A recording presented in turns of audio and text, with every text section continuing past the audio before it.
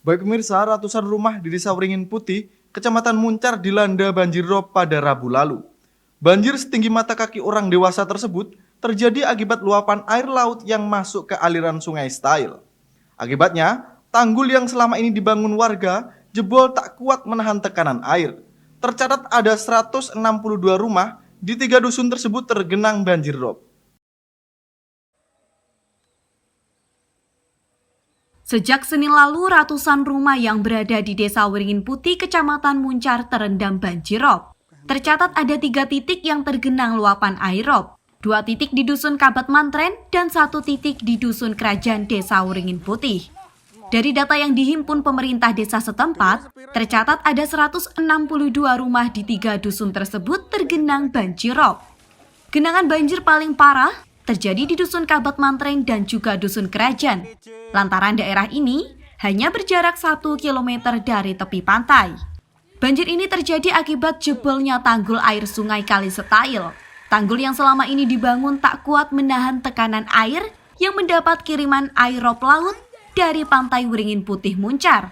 Menurut Muhammad Nur Hadi, Kepala Desa Wringin Putih, menyebut total ada 5 RW di Dusun Kerajaan yang paling parah terdampak banjir, termasuk beberapa rumah yang airnya masuk ke dalam perumahan warga.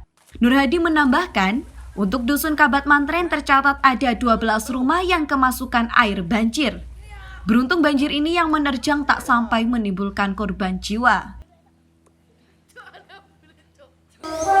Perlu saya sampaikan bahwa banjir yang ada di Wringin Putih itu sudah terjadi setiap tahun. Ya.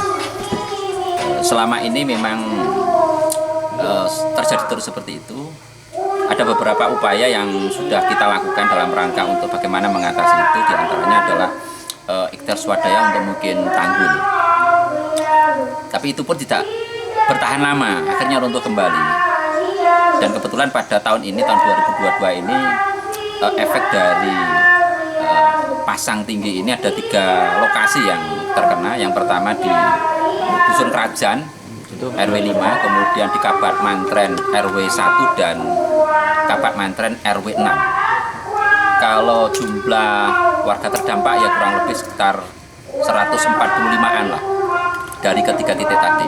Kalau penyebab utama air pasang tinggi kemudian merambah ke lingkungan itu, kalau melihat pengamatan kami di lapangan, yang pertama kondisi tanggul desa yang runtuh atau jebol.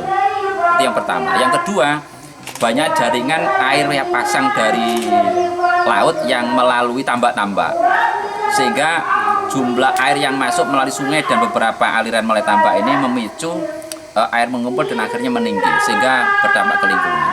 Untuk upaya jangka pendek yang dilakukan oleh pemerintah desa kemarin ketika dengar kita tahu peristiwa itu, kita sudah mengambil langkah-langkah berkoordinasi dengan Pak Kasun, dengan RT RW. Insya Allah pada hari Jumat besok ini kita melakukan rakor dusun yang biasanya bergilir itu, kita arahkan ke wilayah itu khusus untuk membicarakan masalah ini, untuk mencari solusi. Mudah-mudahan di tahun ini harapan kami dari pihak Pemkab barangkali ada program, atau mungkin dari kami dari dana desa mungkin di tahun 2023 akan kita arahkan ke sana.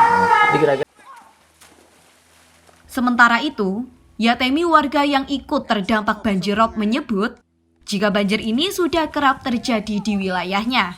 Bahkan, wilayah tempatnya tinggal sudah menjadi langganan banjir tiap bulannya. Namun, dibandingkan dengan banjir yang terjadi sebelumnya, banjir yang melanda kali ini volumenya lebih besar. Oh, wingi nggih. Oh, wingi nggih. Nggih. Kan kalih dinten berarti. Nggih, kalih dinten iki. Grene jenengan mlebet, Mbah? Mlebet Sampai sak pinten? sak polo. Pokoke kok tanggal ngoten, tanggal dinten ngoten mungkin. Mesti banjir. Tiap tahun berarti nggih. Tiap tahun mesti enten nggih. Mboten ngantos ben taun nggih, namung sak wulan rong wulan ngoten. Dari Banyuwangi, Jawa Timur, Tim Liputan Banyuwangi 1 TV melaporkan.